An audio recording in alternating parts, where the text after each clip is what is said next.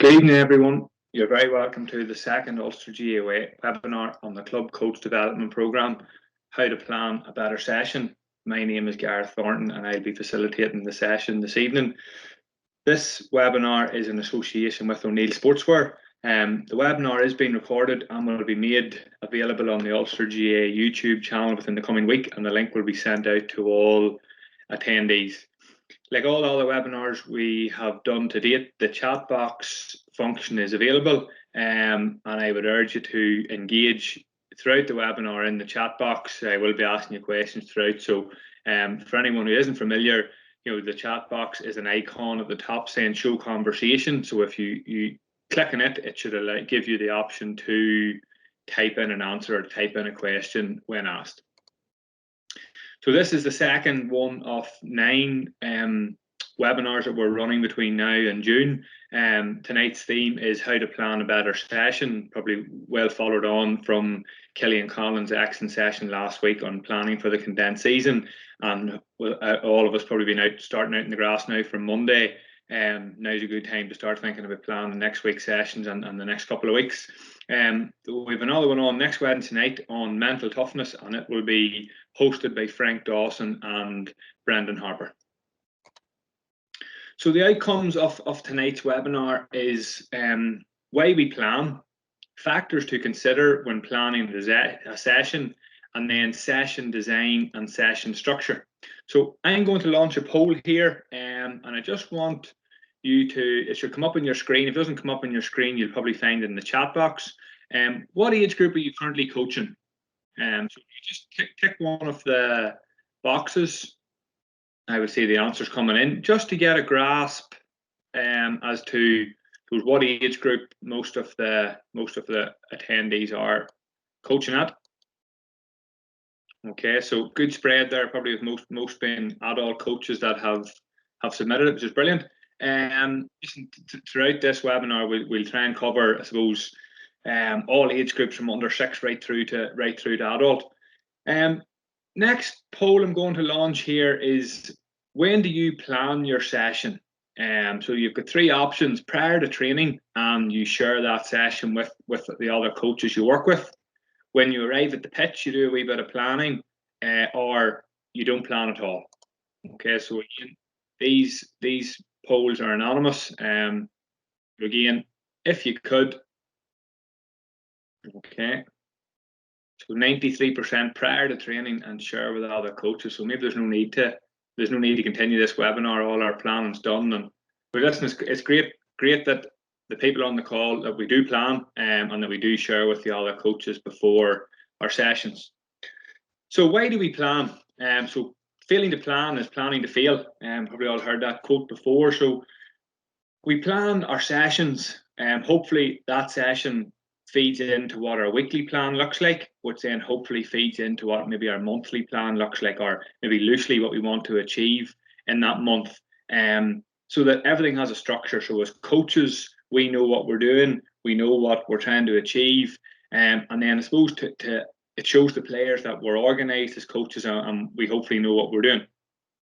A session plan provides a better flow to your training session. If you don't have a session planned and you're chatting with the other coaches and you're deciding what to do on the spot, that organisation or disorganisation can feed into the players. So it allows that better flow. It has a better transition then between your games and activities, that there's no standing about. Players standing about, they generally get giddy, they lose a wee bit of interest. Sometimes the discipline within the session will go then. So having that plan in place and everyone knowing what's coming next generally provides a better flow. There's less time wasted, so there's no standing about, there's no deciding what we're doing, there's no setting things up. If you take a typical 60-minute training session, 10 or 12, 15 minutes for a warm-up, 5 minutes for a cool down, you're into 25 minutes. Throughout your session, then you're allowing maybe another 4 or 5 minutes for water breaks throughout your session. Leave another 3 or 4 minutes for talking and organising and giving out instructions as to what the games are or the activities you're planning. You're now into probably 30, 35, 40 minutes. You're only allowing in 20 odd minutes of actual activity, 25 minutes of activity. So having your session planned and avoiding any of that standing about, you're wasting less time. a good session plan will show progression from session to session, so you're able to look back, you store it away in a folder or whatever it may be, you're able to look back and see what has worked, maybe what didn't work, what you've done a couple of weeks ago, how the players have maybe improved. It also allows everyone to have a role, so if you have a management team of, 2, 3, 4, 5 coaches along with you, whatever that may be, having that session plan allows everyone to have a role. If you're sharing it via WhatsApp or you're sharing it via email, prior to the session, the day before the session, the day off the session, coaches then are able to get their head round, well, tonight I'm running a 10-minute activity on a kicking game, or I have to do a shooting activity for 4 or 5 minutes. So, it allows coaches to have an involvement, allows them to take part in the actual hands-on coaching. Plus, as the lead coach or the manager, you may only have to go and plan, 15, 20 minutes of a session instead of planning an hour-long session. So it divvy ups the roles, makes it a wee bit easier for everyone involved. That then in turn increases communication between the management team, which can only be a good thing. The more you're talking about training, your plan, what you want to do, and all them things will only help the management team become more cohesive. The plan can and will change, so we've all been in a pitch where we've the best laid out plan, we've thought about it, we've all the boxes ticked, and then something goes wrong, and that plan, you may as well rip it up and throw it in the bin. So, be prepared that plan will change. If things don't go to plan, we don't panic. We maybe have a bit of a plan B in our head that this is what we go to, or maybe have that go-to game or go-to activity that if something goes wrong, this is what we go to try and get the thing straightened out again. We probably all heard that the plan, do, review model. During our training sessions, we're reviewing everything in real time. So, you're playing a game or you're having a conditioned game. You're giving the group maybe a minute, 2 minutes to go and get a water break and a wee bit of recovery. So, you should be reviewing that activity with your management team. How did it go? What went well? What didn't go well? What do we need to fix? You might have to readjust your plan, right? Well, this next time, we need them to be doing X, Y, or Z. You give that message and then off they go. So that review, plan, do, or plan, do, review, whatever form it takes, what's happening before the session and it's happening during the session, and it's certainly happening after the session. And then evaluation and reflection. So as coaches, do you do it? So do you go in and evaluate your session? I know some people who go home and they write notes down on their session plan as to how it went. They might have a jotter as to, how that session went, what things worked well, why they worked well, what they would have changed, and then are you reflecting as a coach, probably more importantly, why did the session not go well? What could I have changed? Well, that activity ran on too long. We actually done too much talking. We gave too much instruction at that part of the session. So as a group of coaches and maybe as individual coaches, are we self-reflecting on our own performance as well as our players? And when we evaluating your session, and as a management team, are you evaluating what has went on? So factors to consider when planning. So the duration of your session. So this can last from 45 to 90 minutes. And again, your 45-minute session could be a nursery session. It could be that session the night before a championship game where you're just maybe meeting up to do a couple of walkthroughs or a wee bit of light shooting or whatever it may be. But ideally you're probably looking at a 60, 70-minute length of a session. This will obviously depend on the number of players you have and again what age group you're working at. So another factor to consider is the number of players you have. If you're only going to have 10 or 12 players at the session tonight, that session needs to be planned appropriately for that number. Alternatively, if you're fortunate enough to have a big group of players and there's some underage or senior teams that have 30, 40 plus players, you have to plan and factor that into your planning. The stage of the year is very important, and probably more so than ever. As coaches and managers, we probably give out more information to our players in the off season this year than we ever have done before, in terms of home workouts and training runs and stretching routines and all them sorts of things, hoping that when they come back to us next week that they're in good condition, ready to go. So probably something to be wary of as coaches or managers next week, that don't take it that the players have done all that work. If you have a grueling session plan for Monday night, maybe just have a wee reflect on it and think, right, well, what if the players aren't in as good a condition as they say they are? Are you maybe factoring in, well, we'll ease them in gently for the first 3 to 4 sessions and observe where they're at, and then start to sort of ramp up the intensity. And again, your planning will change from pre-season to mid-season in terms of the volume of work you're doing or the type of training you're doing. It will definitely alter mid-season in terms of what that session looks like in a week, what it looks like before a league game, how much training are you doing, how long are you spending, what type of stuff are you doing, and then again coming into peak season, into championship time, your planning will also change. The theme or purpose of the session. So every session you do should have a theme. It should have a purpose. So what is that theme, or what is that purpose? Why are you doing it? And then how are you going to deliver it? How are you going to get that message across? So for example, if you've had a league game on a Sunday afternoon and you've conceded 2-15 and you're going out to train on a Tuesday again, what is the theme of that session? You're hoping the theme's going to be around defending, around tackling. Why? Because you've conceded such a big score. How are you going to deliver that session? Is it done, individually? Is it working on maybe the tackle, the technique of the tackle? Is it working in twos or threes? Is it working as a unit in terms of defending as a group? So different things that you have to take into consideration in terms of your theme and your purpose.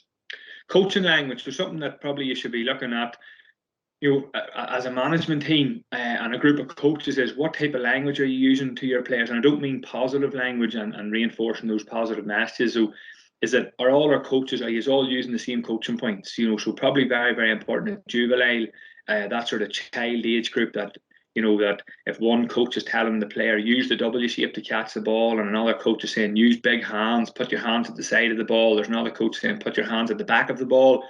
They're conflict messages. So can your group of coaches, or can your club develop a coaching language that you're trying to use with all of your coaches?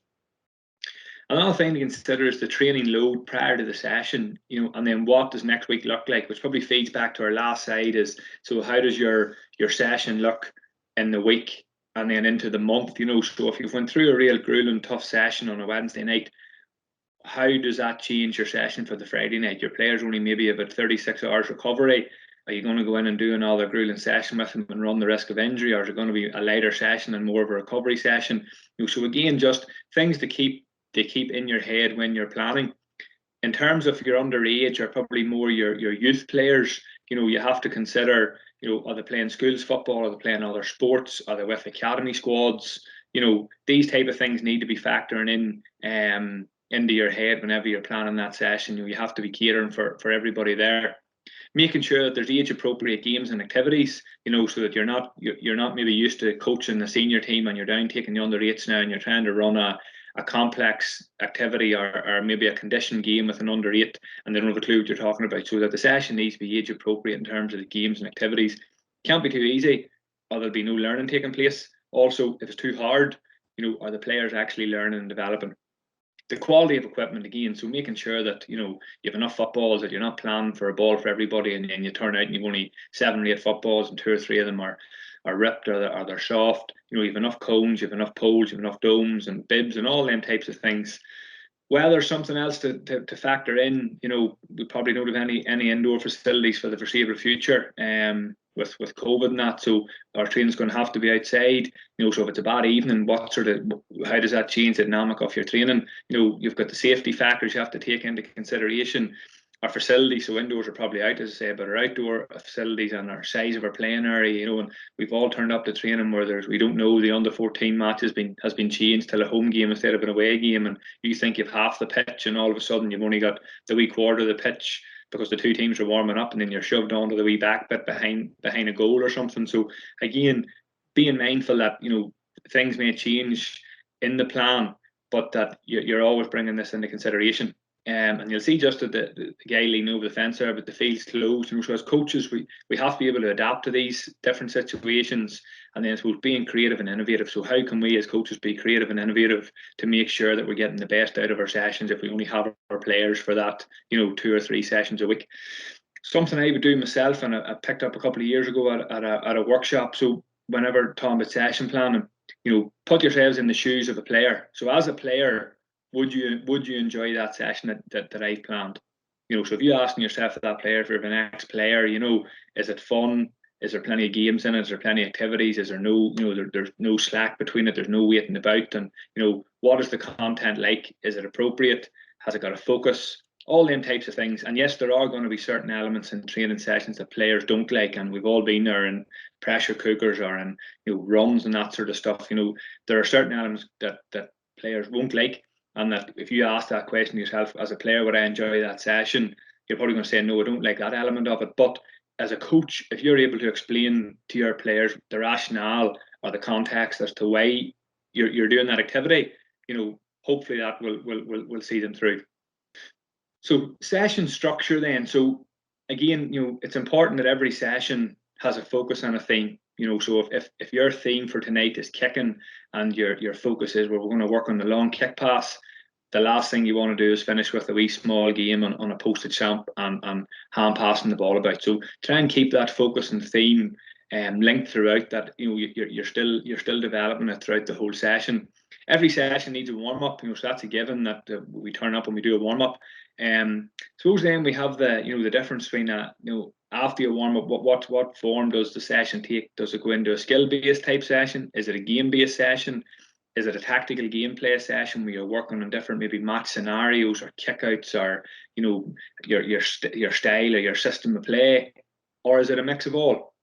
My own opinion is that we do these things throughout all our sessions. There's an element of skill development activities or drills, for a better word. So there's an element of skill development activities throughout every session. Especially at the underage, at your juvenile, and when you're still trying to develop technically sound players, they have to be doing these isolated skill development activities with little or no pressure, static, until they're getting good at that. They're getting good on their weak side to then start challenging them and seeking to do it when they're moving, and then starting to add in pressure.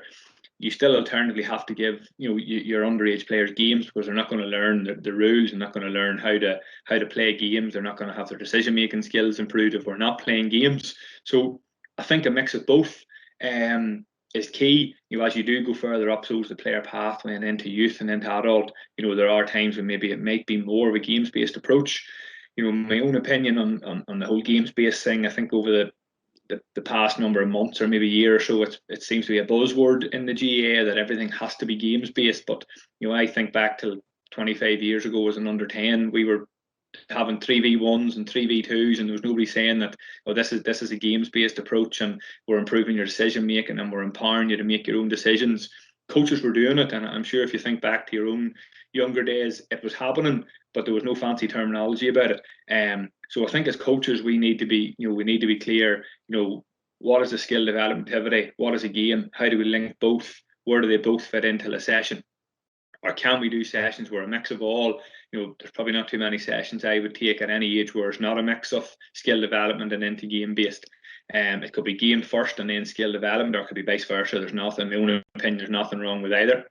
There may be an element of conditioning in your session. There doesn't have to be conditioning in every session, but again, it's just something to be mindful that if within your structure there could be conditioning with or without the ball, and then a cool down. So as a coach, you could be asking yourself these couple of questions. So were there opportunities for full engagement? So by that I mean, did everybody take part? Was the level of the session for everybody? Was there different ability levels catered for, especially that juvenile or that child player? Did everyone feel as if they got a goal today? Did everyone feel as if they enjoyed it? Did everyone feel as if they were able to achieve some element of success throughout the session? Were there opportunities for progression? So during your session, at any stage, did you try and make this session a wee bit harder to try and progress the activity on, to try and develop the player? Because at the end of the day, that's what we're, as coaches, that's what we're trying to do. We're trying to progress and develop our players, technically and game wise, that they're making them better week on week or month on month and year on year. So were there opportunities for that development? Were there opportunities for creativity? So as coaches, I suppose it's up to us to try and get our players being creative again. And you listen, or you're going to listen to the media over the next couple of months when the football's back and it's boring and it's hard to watch and this sort of stuff. But as coaches, it's up to us to try and get our players to be creative again. To try and allow them and put them in those scenarios or in training that they can take the shackles off and they can try things and make mistakes and know that they're not going to get given off to. To try and maybe light the fire with the player that that they can make that inside of the foot pass or the outside of the foot pass, or they can try the wee hand pass. So again, as coaches, are we allowing that scenario in training for the creativity? Are we allowing opportunities for decision making? So again, something that's key, and it's key from under 7 right through to adult. We're trying to develop, and we're trying to create and develop thinking players. We do this through our activities and putting them in scenarios and training, or putting them in wee games, be it a 1v1 game right up till a full game where they have to make decisions for themselves. And then are we allowing opportunities for question and answers and feedback? So are we an instructing coach? Or are we a questioning coach? So are you a coach that's standing there saying, well done lads, or well done girls, that was brilliant, you've done this really well, your support play was brilliant, it was people flying off the shoulder, our shooting was really good, our movement off the ball was really good? Or are you that coach who asked the question, what went well? Why did it go well? How did it go well? So you'll see the wee diagram, hopefully you can see it. It might be small, but the less powerful questions there are the yes or no questions. So bringing the group back and asking for feedback and saying, did that go well? That's a simple yes or no question. You're gaining nothing from that, or the players, you're gaining nothing as a coach to know, will the players actually understand this? So a better way to ask that question, what went well? Why did it go well? How could we improve it? If the answer is what went well, you're going to probably get the negative response. Well, our support play wasn't good enough. Well, why was it not good enough? We weren't making that run. Okay, so at least as a coach, well, these players know, they understand why. Well, we just didn't bother making the run. So you have those questions there: the who, when, where, how, what, and why. The more powerful question is going to gain an insight for you, and it's going to allow you as a coach to see, right, well, these players are actually understanding this. Okay, so within our session, then we have the warm up. So again, my own opinion is 12 or 15 minutes should be ample time to get the warm up and get your players ready for training or for a game. There definitely should be a fun element to it. Be that at under 7 where they're playing tag games and they're playing all the different types of games right up to senior level. My own opinion is that there should be an element of fun in the warm up. Probably as a coach or a manager, you should be trying to get to know the dynamic of your group. There will be some players who they're just that general giddy type of player, and their way of releasing some energy pre-training is slagging and having the crack in a warm-up. You have other players who want to be totally tuned in, and they want to be thinking of what's coming next. So as a coach or manager, you have to gauge it. You have to probably set ground rules that, see, for the first 10 minutes, I'm happy that Garrett's going to act the wag here and he's going to do a wee bit of slagging, as long as it doesn't disrupt the group, and as long as that player is getting their work done. So again, it's probably knowing the dynamic of the group. Your foam rolling activities, your prehab and your activation. So again, over the last number of years, it became fashionable to have a foam roller hanging out of your kit bag going in and out of training. There are probably physios or S&C coaches on this call here which would tell you that you need them, and they're to prevent injuries. And then there's other people saying no, there's no scientific research just yet to show what the benefits actually are. But my own opinion, these type of things are that it sets a standard, and it maybe sets a culture that players are arriving early. Maybe 7 or 10 past 7. They're doing their foam rolling. They're doing their prehab, their activation exercises. They're doing their band work, and it's they're maybe having that wee bit of crack, and they're building a bond with the other team members at the side of the field. It's also stopping them from going out and hoofing the ball about before warming up. But again, it's just getting them into good practice. It's getting them into those standards that they're preparing their body both physically and mentally to get ready to play. If you maybe look at an under 15, under 16, under 17, what would be wrong with having the mini bands at the side of the pitch and teaching them how to use them properly? And again, it gets them maybe into that culture, or setting that standard that when they do progress through minor and maybe into a senior squad, that, well, this is the norm now. You come 20 minutes early, you do this work, and then you get ready to train. Now, obviously below that, I wouldn't be advising that sort of work. But again, back to that, you know what your group and what may work for them. I suppose that the first thing we look about in the warm is a pulse raiser, so something that's going to get the heart rate up and the blood flowing, be it a jog, high knee, skipping, all them types of things. And then our mobility and flexibility work. And again, there's so many varying opinions on what the correct mobility and flexibility work to do, what that correct thing is, or so we all have our own ideas around that. You'll see both arrows going towards ball contacts there, so there's no reason you can't have a ball during your pulse raiser and then during your mobility and flexibility work. To be getting your touches up and be working on your skills. Your warm-up should include multi-directional movements, so you're forward, backward, sidewards, you're starting and stopping, and you're accelerating and decelerating. So all different movements that you're going to mimic in a game, and we should be starting them at maybe a slow level, and as we go through the warm-up, build them up until a medium and then until a high enough level.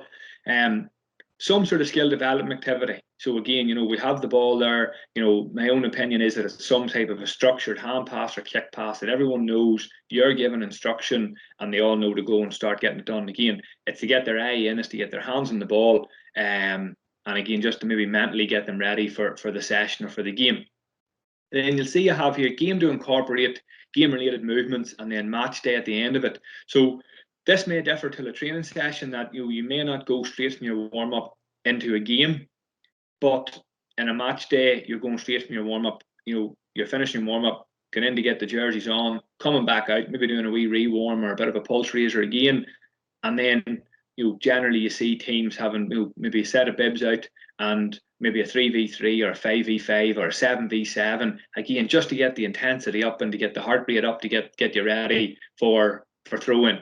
So again, having some sort of a game there that incorporates all the movements, you getting the tackles and that sort of stuff in, maybe having something that there's a shot involved in, just to get you ready for the game ahead. So the main body of the session. So I'm going to look here at a traditional session and then a game-based session. So your traditional session, you have your warm-up, you have your skill development activities, and these skill development activities can be done one with one. They can be done static. Maybe they're done in straight lines. They're done unopposed. But again, there's nothing wrong with them. From under 7 right up till adult, and we probably all work with adult teams that technically some of the players still aren't up to it. And they're still having to practice the skills every single night they're there.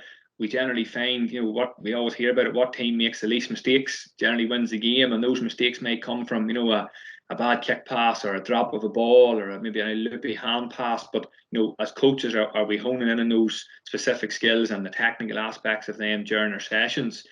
So we run these activities, we can progress them on and make them harder and add in pressure and that sort of stuff to them.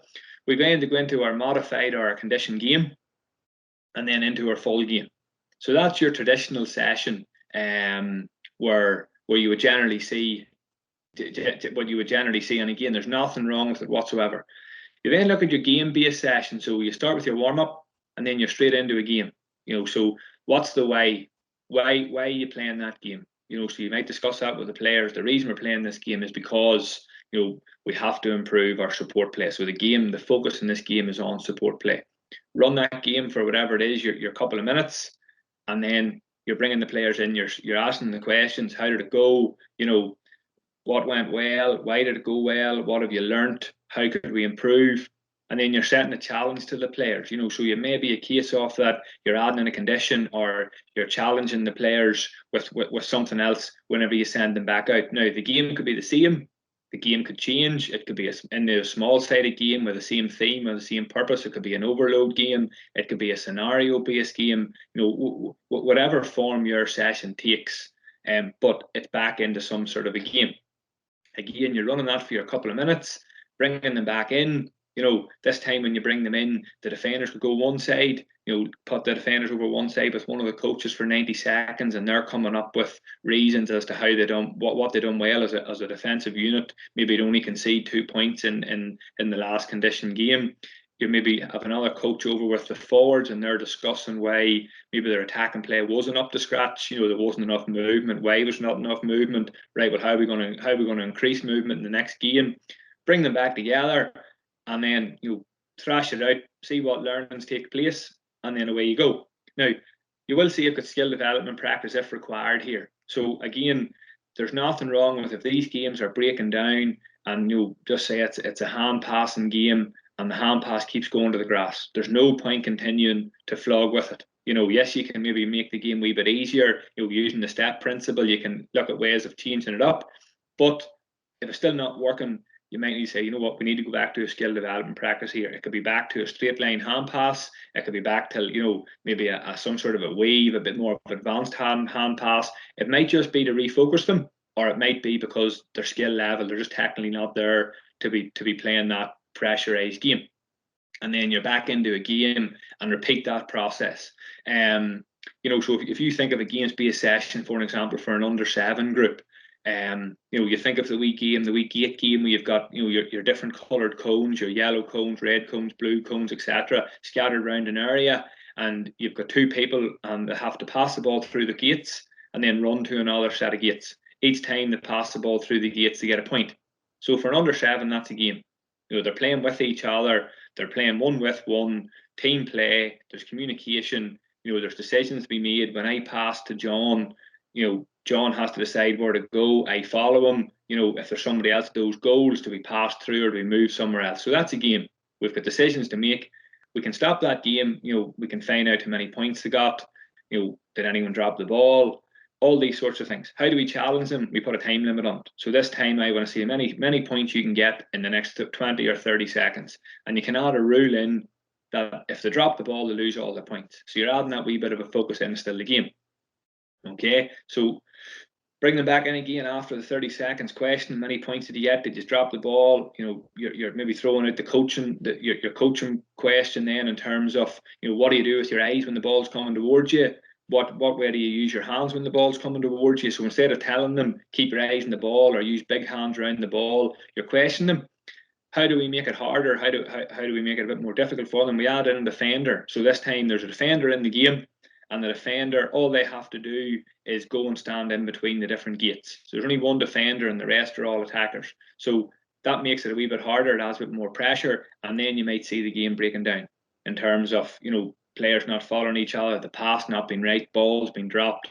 So again, at that case, as you as a coach, you're standing back and you're observing and you're saying to yourself, right, well, that wee group there, they're not able to do it under pressure. So you bring them back either till the first game, or you bring them back out and do a bit of skill development with them in terms of, you know, their hand pass mightn't be right, or the body position for the catch mightn't be right, or whatever it may be. So that's your example of how you'd run that with an under-7 group. You went right up to your adult session then, as you're picking your game, and as we already discussed, you know, you're setting the condition, you're letting them at it, you're challenging them, you're setting them back out again, and you're constantly putting them in these situations and training that you're hoping to find themselves in matches that they're going to work it out for themselves. You're facilitating it till a certain extent by questioning them in the hope that, you know, whenever they cross the white line on a Friday or a Sunday, that you've done it, you know, you've repeated that situation, that game so many times in training that it becomes natural to them. Lastly, then, from the considerations a coach has to use for this. Now, I want you to engage in the chat box if you can. So, what approach to use? So, as a coach, and I know maybe most of these are adult coaches on the call by the looks of things, what approach would you generally use? You know, so you can just go into the chat box there, traditional session or games-based session, or a mix of both. There's a couple thrumming through now. There's a mix, you know, which is good. So a mix of both seems to be the general consensus, which is good. You know, so again, you know your own group. You know what works for you in terms of, you know, the ability level of your group. Are they able for games? If they are able for games, you know, is it a small-sided game? Is it is it overload games? Is it, you know, a full game? Whatever it may be. Okay, brilliant. When do you use it? So again, in the chat box, at what stage, when would you use it? The traditional session against the games-based session, or if you have a mix of both, when would you use it?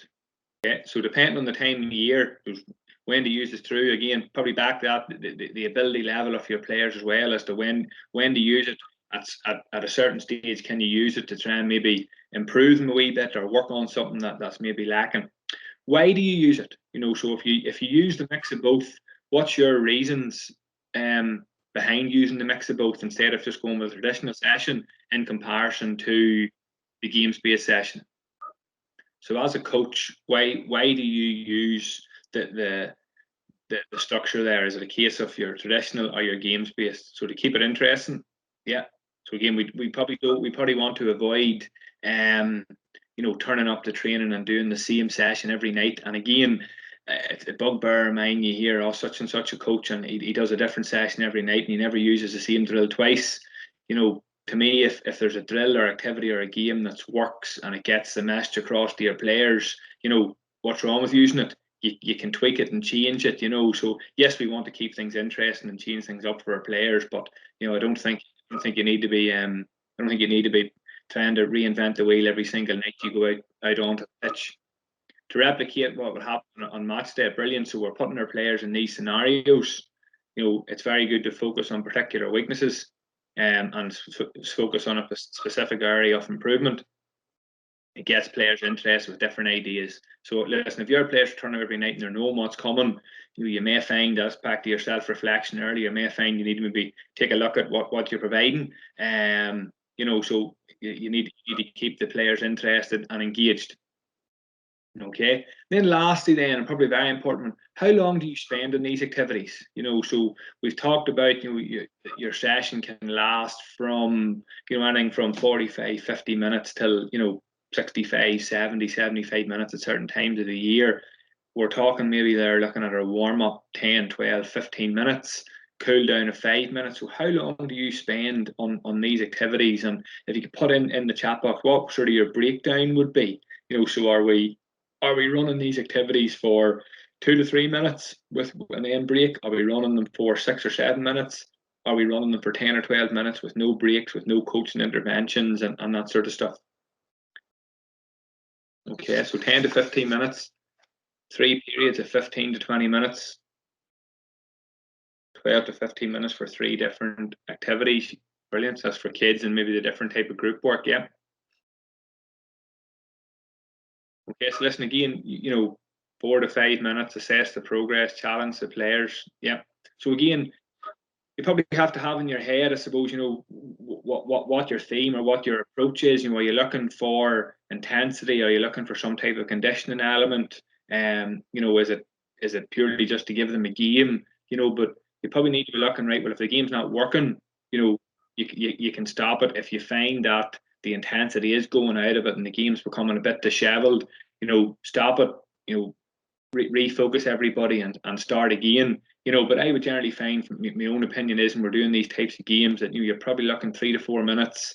It's enough time for you to sit back and sort of observe what's going on and then be able to come in with a bit of a coaching intervention or come in with a couple of questions and a couple of new challenges, send them back out again. When you find that players maybe they don't get bored or they don't have time in those couple of minutes to get bored, but again, you know your own group, and it is back to your theme and your focus in terms of how long you want to run that activity. We've just a couple of examples in here of an unopposed kicking activity, so probably your more traditional type stuff. How then it goes into it finishes up, I suppose, within a match scenario and into a game as such then. So we have an unopposed kicking activity. 5 starts with the ball. It's a diagonal ball across the 10. 10 receives it, turns and kicks the ball into 15, and then number 12's coming off the shoulder on a support run. He's getting the ball and he's shooting. Now, you'll see some people saying, well, there's no decision making involved in this activity. This is just a drill. You're telling the players where to kick it, where to run to. 5 kicks follows the ball, he stands for 10. As 10 kicks follows the ball, he stands for 15. As 12 gets it, shoots, and then he goes and joins where 15 and goes back out to 5. Whatever the rotation may be. I'm looking at this and I'm saying, well, there's loads of decisions here. 5 has to decide what type of kick, the angle of the kick, the weight of the kick, the height of the kick. Does he use the inside of the boot, the outside of the boot? Is he kicking the ball till a static player? Is he kicking the ball till a moving receiver? Is he going to try a one bounce? You kick that ball that it's a one bounce into number 10, the 10's moving on to it. 10 then is a couple of things to think about. Is he running towards 5? Is he running to a space? Is he pointing for the ball? Whenever he receives it, is he receiving it with his back to number 15 where he has to turn and maybe do a hook kick? Is he receiving it facing 15 where it's that sort of a, that dinky sort of pass in that's dropping in nicely to number 15? 15's got a couple of decisions to make. Does he make a straight run towards number 10? Does he make an angle run? Does he maybe make 2 or 3 runs that he's checking his run to try and replicate he's leaving his marker? And then when he does receive it, does he run towards number 12? does he run away from 12? Does he wait for 12 to come to him? And then 12's decisions, when does he run? What angle does he run at? Does he receive the ball on the inside or the outside? And then when 12 does receive it, what's he doing then? Is he taking 4 steps of bounce and going for goal? Is he fisting it over the bar? Is he maybe taking the ball and just inside the scoring zone and just tapping the ball over the bar? So, yes, it's a drill or an activity. There is an element of structure to it, but there's still loads and loads of decisions to be made here. There's a question there: do you need to practice this with the players that play in these positions, or mix it up? No, this is just something. This is just something I would do with everyone. If you have 30 players, you could have six players behind each of those, 6 or 7 players behind each of those 4 4 markers there. And once number 10 receives the ball and he's kicking to number 15, there's another ball away. Or if you have enough help or you have enough coaches, you can have this go on both sides of the field or whatever it may be. But again, something like this for a couple, 2 or 3 minutes. And again, then if you find that the kick pass isn't right, or that the receiver they're not receiving the ball right, or there's drops coming in, that's when you're going in as a coach and you're doing a wee bit of questioning. So this progresses on then till a partially opposed 5v1 games-based kicking activity. So we've added in number 15 and we've added in a red number 4. So the red number 4 is a defender. So it's making it a wee bit more difficult. So we've now went from something unopposed to something opposed. And this would be your starting block here for the opposed stuff.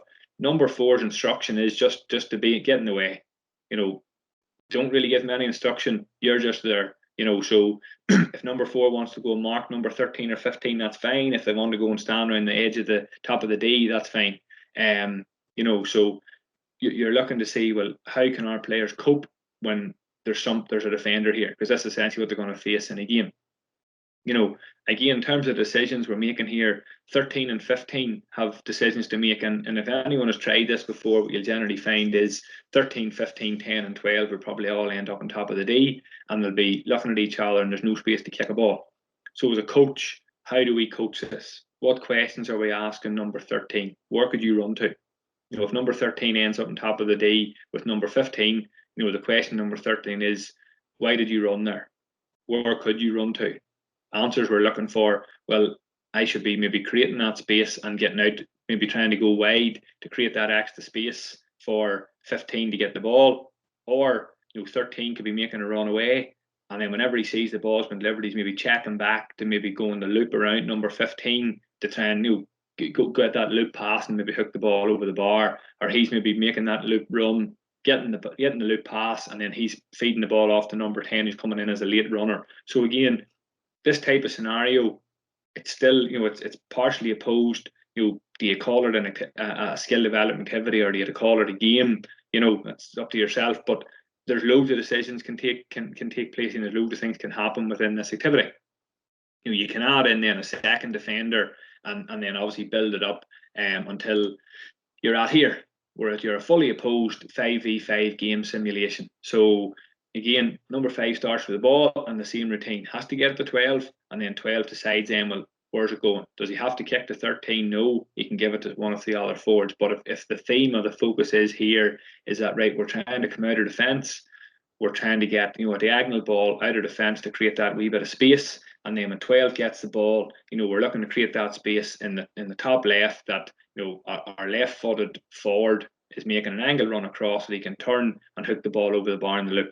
A way of maybe starting this is that the defenders, the Reds, are giving maybe the forwards maybe 3 or 4 yards space, but on the whistle the forwards have that wee bit of a gap there that they can go to and exploit to try and get the thing moving. And then obviously you're progressing it on to where you're touch tight, and maybe this is number 5 starting with a free kick or trying to get the ball moving early. There's nothing wrong with your goalkeepers are here.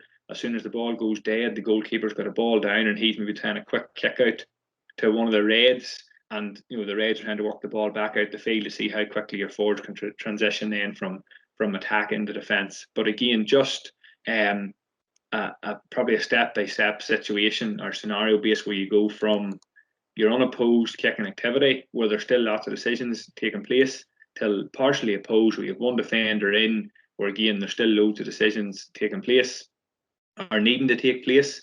going until your full 5v5 game-based scenario. And again, this could be like a match play where you're looking to set up this type of situation. If you do get a free kick and you're right half back and you're looking to work a score or whatever it may be. Are there any questions? I know there are a couple of questions that come in whenever people registered, and I'm going to answer 2 or 3 of them here. But if you have a question, if you can put in, so there's one in here already. So if you had a squad of 30, would you recommend splitting forwards and defenders to ensure each group gets specific training to their position? Would you run a theme over several sessions? You want to ensure defence well organised, or to ensure forwards are moving right and making space for kick-out strategy? Good question, Vincent. Yes, I would split the defenders and forwards up. I would have, worked with a team last year that we would have done this quite regularly. The defenders go one side of the field and the forwards go the other side of the field, maybe for 10 or 12 minutes, both knowing what their focus was, and each coach with the forwards and each coach with the defenders knowing what they were doing, with the aim being that after 10 or 12 minutes of unopposed stuff, that we're then meeting in the middle and we're making some type of a game where, if it's a specific to the defenders, where we're looking maybe at how the defenders are working the ball, out of defence, that the forwards would know what's happening, or vice versa. The forwards are looking to work a score, or they're looking to create a wee bit of space, and then we put them into that situation and let them have a game and see where it goes from that. So hopefully I'll answer that specific training question. Would you run a theme over several sessions? Yes, there's nothing wrong with that. If you're thinking there that we're really struggling with our creating space and attack, that's not going to be fixed over one training session. So yes, there's nothing wrong with having a reoccurring theme week on week, and maybe just changing the activities that you're trying to do. So hopefully that has answered that for you, Vincent. The last drill you explained, what age group would you aim that at? That could probably be done from an under 11 upwards. You maybe have to make the space a wee bit smaller, that there's not as big of a kick pass. Will you get to a 5v5 situation like that? You may not, but I'm sure you get to the 5v1, where you're trying to maybe look at their movement off the ball, and when that activity's happening, when the ball's been kicked in diagonally, at what stage is the half forward making us run in or making her run in, and that sort of stuff. So yeah, I would say probably around that 10, 11 age group upwards. Would you train an under 13 A and B team together, or separate as B team will be younger and less technical? Questions you don't like to see coming through. Listen, my opinion is, if you can keep them together as long as you can, and maybe the less developed player needs to be working with the stronger player to develop. So if you can maybe alternate it, that week 1 everyone trains together, week 2 for an element of your session that you're splitting them, that maybe the A team are working with the A team and the B team are working with the B team, whatever it may be.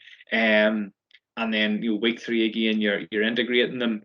I think that's probably the only way you can do that. I wouldn't be on for saying, well, you're the A team and you're the B team, and you guys are training together. So hopefully that answers that for you. Bearing in mind players out of action for so long, and an attempt to minimise any players picking up injuries, would you advise that the prolonged activate warm-up be implemented at the start of each training session? Good question. Yes, listen, probably something I did forget to touch on there, and I had the picture of Michael Murphy and the activate warm-up up. The activate warm-up's been on the go for years now, and you will get a video of it on the Ulster GA website. You do find a lot of teams that are using it again, maybe not all of it, but they are using certain elements of it, and coaches are being creative and adding the ball into it and taking some of the movements out of it. My own opinion would be that yes, you probably should be having a prolonged warm-up over the next couple of weeks, just to ensure that boys aren't getting injured. Probably key that you're adding in your starting and stopping, your jumping and landing mechanics, your twisting and turning, your accelerating and decelerating, all of them things into your warm-up, at a low level, and building it up, that players aren't getting injured. And then obviously after maybe your 4 or 5 weeks, once the body starts to adapt to the training loads again, that you can maybe reduce it and go back till a more normal timed warm-up. Do you get players to do a tough physical drill when they aren't focused, concentrating during a games drill? That maybe sounds if you're punishing them because you're not concentrating them. Could you maybe change the focus of the game? Maybe the game's too hard, and that's why they're not focused, or they're not concentrating. you know, so maybe look at how you could change the game to achieve success before bringing them out and putting them into a tough physical drill. But, you know, what message are you giving to the players that every time they do something wrong, you're punishing them by doing, you know, a tough run, or maybe, you know, something that's a physical drill. So maybe look at what the game is and how you can maybe change the game to get them to achieve success first. Where can you get information or examples of coaching language used for underage and senior level? I'm not too sure, to be honest with you. I haven't seen anywhere that's been done yet. I know that I am doing a wee bit of work with clubs that I'm working with through our club support program, in trying for clubs to develop a coaching language themselves, and just get sort of a generic, you know, generic phrases and generic, you know, generic coaching words and that type of stuff. So listen, it's probably something that you can sit down with the group of coaches in the club yourself and say, right, well, how do we want to coach the hand pass? How do we want to coach the kick pass? What are the 2 or 3 coaching points we want to use? How do we simplify them? And then that really is your coaching language. Hopefully that answered for you. So can you give an example of how you would empower your players, mainly at a young age, through your session?